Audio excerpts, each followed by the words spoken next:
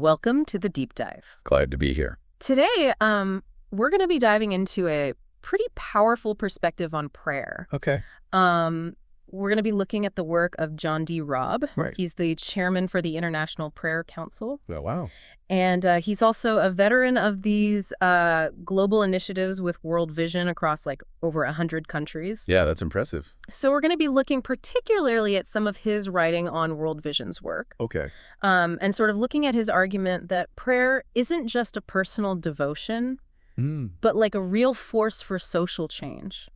Interesting. One that can tackle some pretty deep-rooted societal problems. Like some of the big ones, huh? Yeah. Yeah. And for you, our listener, who's looking to gain knowledge quickly but also thoroughly, Right.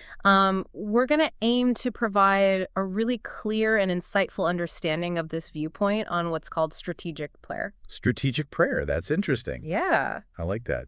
So he's arguing that prayer can really change the world. Exactly, yeah. That's a bold claim. It is. But his experience, like you said, across so many different countries, Yeah. it lends some weight to that, right? He's seen a lot. Exactly. So it's not just some theory he came up with. Right. It's something he's witnessed firsthand. Yeah, it comes out of his experience. And I think the key insight here is how these ingrained spiritual beliefs, these things that people hold deep down, can be huge roadblocks, Yeah. even to practical solutions. Yeah. Like you try to help people, but there's this deeper level Right. that needs to be addressed. Yeah.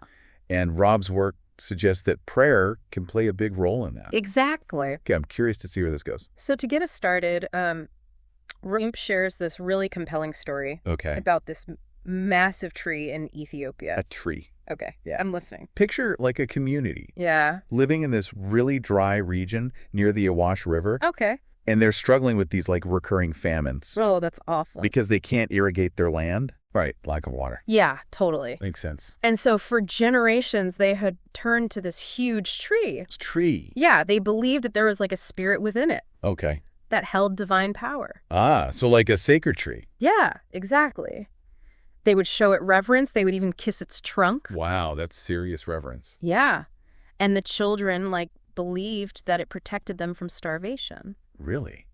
So this tree was central to their whole lives. It really was. Interesting. Yeah. And I guess this fits in with Robb's idea that there's this deeper spiritual dimension Exactly. to a lot of these problems. Yeah. Like on the surface, you've got the famine, the lack of water, Right. but underneath, there's this spiritual belief Yeah. that's almost binding them to these circumstances. Yeah, keeping them stuck. It's like they're not free to even consider other solutions Exactly. because of this reverence for the tree. Yeah. And it shows how powerful those beliefs can be. Yeah, very powerful. So what happened? So in 1989, World Vision comes in. Okay. And they initiate this project to build an irrigation system. Makes sense. That's what they do, right? Practical solutions, addressing the problem head on. Yeah. But the World Vision team recognized that this tree, this object of worship, Right. was this major obstacle. Oh, I see. They saw it as a problem. Yeah. To the community truly embracing the change. Because they were so attached to it. Exactly. And also, from their perspective, encountering Christ. Oh, interesting. So there's a spiritual element to it as well. Yeah, absolutely. So they turn to prayer. Okay, so they're not just trying to chop the tree down or something. no. They're going deeper. Exactly. And they focus on these words from Jesus in Matthew 21.21. Oh, I know that passage. If you have faith, you can say to this mountain, Yeah. move from here to there, and it will move. Yeah. Pretty powerful stuff. It is. And they're applying that to the tree. Yeah, specifically to the tree. Wow, that's bold. It is. I mean, it makes you think about how faith intersects with these practical things. Yeah. Like, how do you bring your beliefs into real-world situations? Right. This is a pretty dramatic example. Yeah. So the community knows that the Christians are praying about this tree. Oh, that adds another layer to it. Yeah. They're being watched. Exactly. Okay, so what happens? So about 6 months later, 6 months, that's a while. it is. Right. Something remarkable happens. The tree starts to wither. What? Yeah. Like it's dying. Yeah, its leaves fall off, and eventually it collapses into the river. Oh, way. Yeah, That's incredible. it is. So what did the people think? Well, they were astounded, obviously. Yeah, that.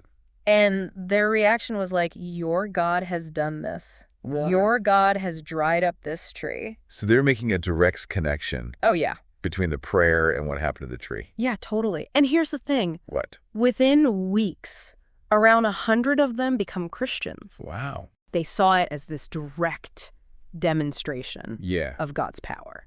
Okay, so they prayed, the tree died, people came to Christ. Yeah.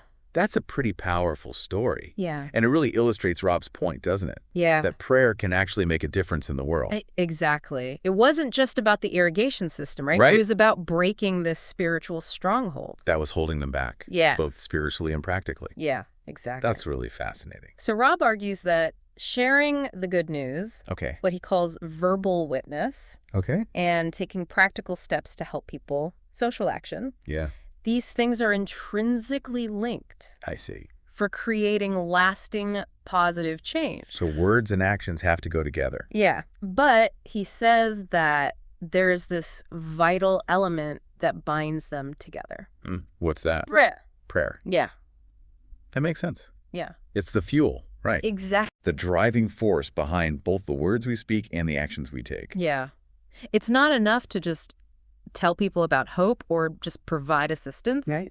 He's saying that prayer is what gives those efforts real power and direction. Yeah, like it aligns them with a greater purpose. Exactly. That's interesting. And Robb suggests that when believers engage in prayer, Yeah. it moves them not only to share their faith, but to also actively demonstrate love and justice. Okay, so it's not just about talking the talk, but walking the walk as well. Yeah. And I guess that's where the social action comes in. Exactly. Brilliant. And he's observed this correlation Okay. in communities where there's consistent prayer. Right. There's often a corresponding increase in people coming to Christ. Mhm. And there's also improvements in health. There's a growth in economic opportunity. Wow. And what he calls these kingdom values start to spread within the society. So he's seeing prayer having a real impact on the well-being of a community. Yeah, a tangible impact. That's really impressive. Yeah. And so what's really interesting about Robb's perspective is that he doesn't just look at the surface of societal problems. Okay. He delves into what he believes is this underlying spiritual dimension. So he's going deeper, Yeah, looking for root causes. exactly. And his argument is that when we strive to alleviate poverty Yeah. or combat injustice, Right. we're not merely contending with like systems or individuals. Okay. There's this deeper, often unseen struggle Okay. against what the Bible refers to as principalities and powers. Oh, interesting. So he's bringing in a supernatural element. Yeah. I'm curious to hear more about that. So he traces this idea all the way back to the Garden of Eden. The very beginning. Yeah, suggesting that humanity, through aligning itself with Satan Oh, wow. and these evil spirits, Okay. gained this kind of dominion. A dominion. Yeah, but like a negative one. Right. Not a good kind of dominion. Yeah. Yeah. Over others and even entire societies. So that's where these problems stem from, in his view. Yeah, and the consequences he outlines are pretty severe. Like what? Famine, disease, poverty, slavery, injustice, widespread suffering. Wow, that's a long list. Yeah. And he's saying those are all connected to this spiritual rebellion. Yeah. That's a pretty heavy concept. Yeah. So if I'm understanding this correctly, Robb believes these spiritual forces are still active today, Yes. influencing the world. Yeah. Okay, that's a pretty different way of looking at things. It is. So he contends that these aren't just like random misfortunes. Okay. These spiritual forces are actively exerting influence On what? over major institutions, Really? social structures, the systems that govern our world. So it's like there's this spiritual battleground underlying everything. Yeah, exactly. That's a powerful image. Yeah. So where does Satan fit into all of this? So he portrays Satan as this master of deception. Okay. Whose primary aim is to control the world. To control the world. Yeah. That's a pretty big goal. Yeah. How does he do that? So according to Robb, he does this by undermining faith in God. Okay, so he's trying to get people away from God. Yeah, he distorts our values. Right, messes with our sense of right and wrong. Yeah, and he promotes false ideologies. So he's spreading lies, basically. Yeah. And he believes that Satan infiltrates various spheres. Like what? Governments, media, education, even religious organizations. Really, even religion. Yeah.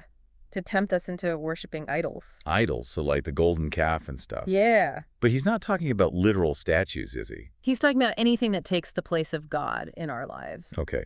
So things like money, fame, power, Yeah. success, pleasure. Yeah, anything that we put above God. That's a broad category. Yeah, it is. So how does this evil actually take hold of societies? So he says it happens in two main ways. Yeah. The first is through what he calls openly idolatrous and cultic covenants. So like direct involvement with the occult. Yeah, like rituals, sacrifices, things like that, Right. where individuals or even entire communities can become bound to these negative spiritual influences. Through their participation. Yeah. Okay, that makes sense. What's the second way? The second way is through what he calls false patterns of thinking, Interesting. which he labels as strongholds. Strongholds, that sounds serious. Oh, yeah. These are essentially ingrained ways of thinking Okay. that blind people to the reality of God and his truth. So it's like a mental framework Yeah, that keeps them trapped in darkness. exactly. That's a powerful concept. And I guess it's a big challenge for the gospel. Right. Yeah, absolutely. Because these strongholds, they're not just individual negative thoughts. Right. They're deeply rooted, Systemic. systemic ways of understanding the world. That can be really hard to break. Exactly. And they're resistant to the message of the gospel.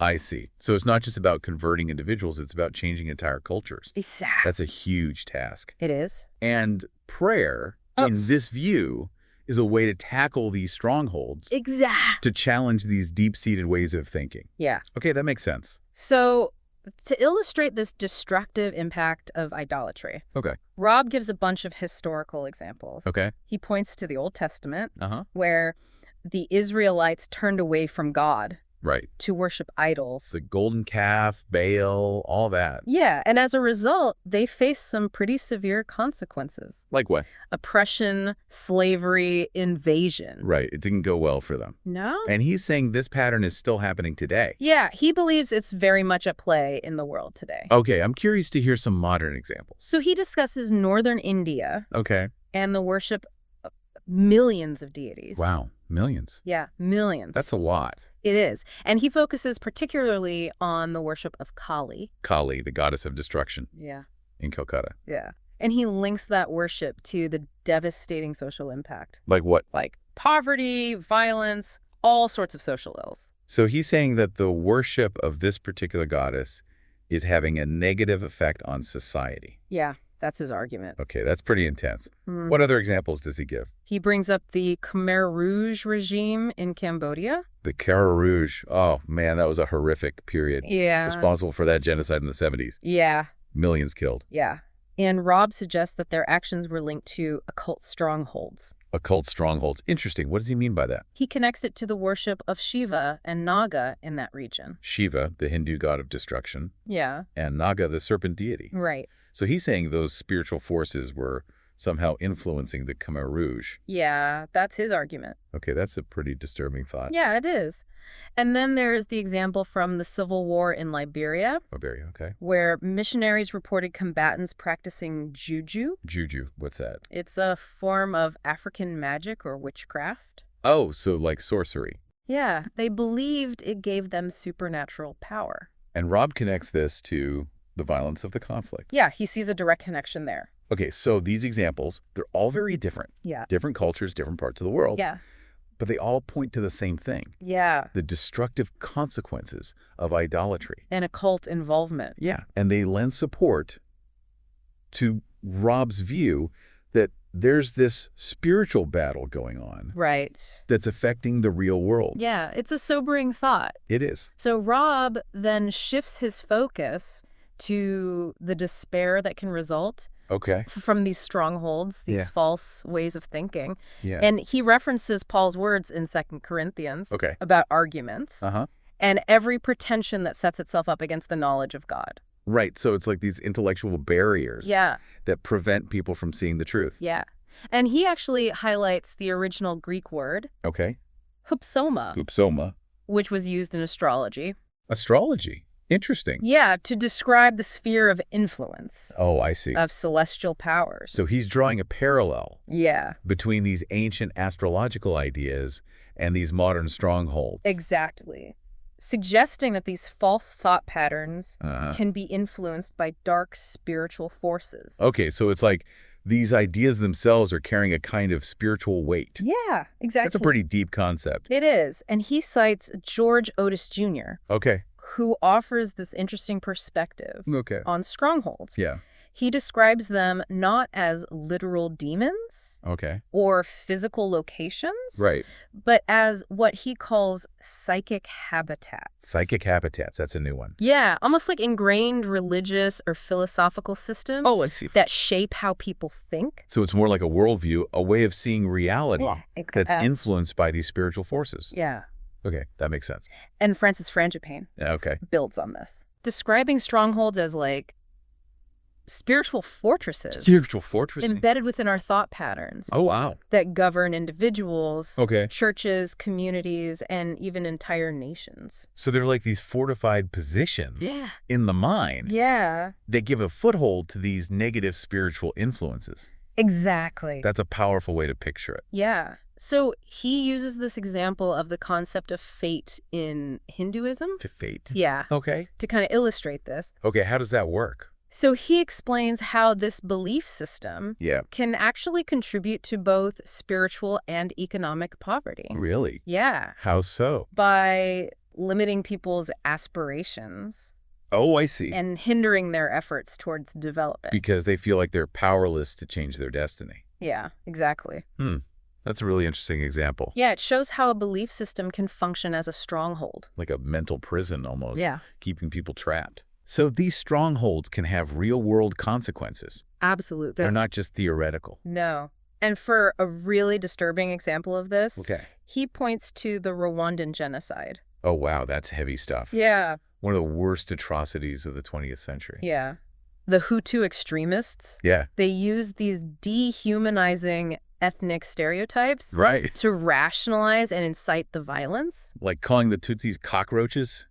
Yeah, to make them seem less than human. It's horrific. It is. And Robb sees this as an example of strongholds in action. Yeah, he's arguing that these false ways of thinking Hey. can have devastating consequences. Yeah, no doubt about that. It shows how powerful these ideas can be. Yeah. Even to the point of driving people to commit genocide. Yeah. So given all of this understanding of socio-spiritual evil, Yeah. how does Robb propose we respond? So he emphasizes the absolutely crucial role of sharing God's word. Okay, so proclamation of the gospel. Yeah, to counteract the deception. Makes sense. You have to offer an alternative to the lies. Right. But he also stresses the vital necessity of what he calls aggressive prayer. Yeah. Aggressive prayer. Yeah. That sounds a bit intense. Yeah, it is. And by spiritual violence, he's not talking about harming people. Okay, good. I was wondering about that. Yeah, he means a forceful and assertive engagement in prayer Okay. against those unseen spiritual forces Right. that he believes are behind injustice and suffering. So it's like a spiritual counteroffensive, Yeah, exactly. pushing back against the darkness. Yeah. He draws a distinction Okay. between Jesus's approach to human adversaries, Right. like instructing his followers to turn the other cheek. Love your enemies, all that. Yeah, and his forceful interactions with demons. Which involved rebuking and casting them out. Exactly. So he's saying there's a different approach needed when dealing with spiritual forces. Yeah. That it requires a more assertive stance. Yeah. Okay. I can see where he's coming from. He also points to Jesus' statement in Matthew Okay. about the kingdom of heaven suffering violence. Yeah, and the violent taking it by force. Exactly. That's a pretty enigmatic passage. It is. But Robb seems to be interpreting it as evidence of an ongoing spiritual battle Yeah. that we need to be engaged in. Yeah, and he Well- reminds us of Jesus referring to Satan as the strong man Right. who must be bound before his captives can be liberated. Oh, that's a good point. Yeah. So we need to confront this strong man, this Satan figure, Yeah, in order to set people free. exactly.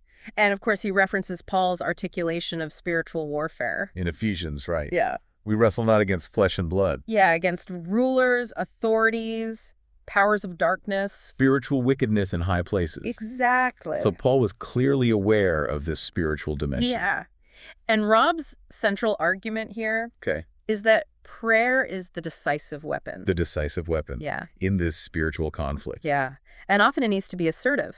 Okay. And even violent in a spiritual sense. Right. Not physical violence. No. But a forceful kind of prayer. Yeah, directed against those unseen forces behind injustice and oppression and war. Okay, so it's like a targeted prayer campaign. Yeah. And he's careful to clarify Okay. that prayer isn't a substitute for taking action. Right. We can't just pray and expect everything to magically change. Right. We have to do our part. Exactly. But he's equally firm in his belief that social action alone is insufficient. Without prayer. Yeah. So it's both and. Exactly. That's interesting. He also brings in the perspective of Walter Wink, Yeah. that theologian. Yeah. Who suggests that prayer isn't merely something we initiate, Okay. but a response to God's ongoing activity in the world. Oh, I see. So God's already at work. Yeah. And our prayers are like joining in with what he's doing. Exactly. That's a cool way to think about it. Yeah. And Wink proposes that our prayers, Uh-huh. they create this necessary opening For God to act in human affairs. without violating our free will. Yeah. So it's like we're giving God permission to act. Yeah, exactly. That's a profound concept. It is. It's a partnership Yeah. between humanity and God. Yeah. And here's this fascinating paradox that Robb highlights. Yeah. He suggests that often the most potent form of spiritual warfare arises from personal brokenness and weakness. That's interesting. Yeah. So it's not about our strength, Yeah. but our humility, Yeah. Mirroring Christ's victory on the cross. achieved through humiliation and apparent powerlessness. Exactly. So it's in recognizing our own limitations Yeah. and our dependence on God Yeah. that we become most effective in resisting evil. It's Exactly. a powerful thought. It is. So to illustrate these principles in action, Yeah.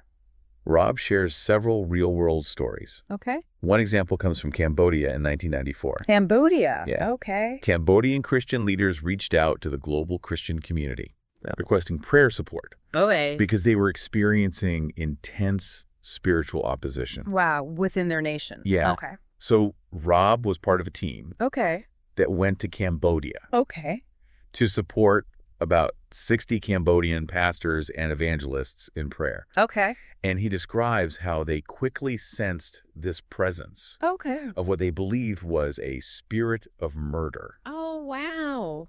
that was linked to the traditional worship of Shiva and Naga. Shiva and Naga. Yeah, Naga being considered the guardian spirit of Cambodia. Oh, wow. And there was this really powerful moment Okay.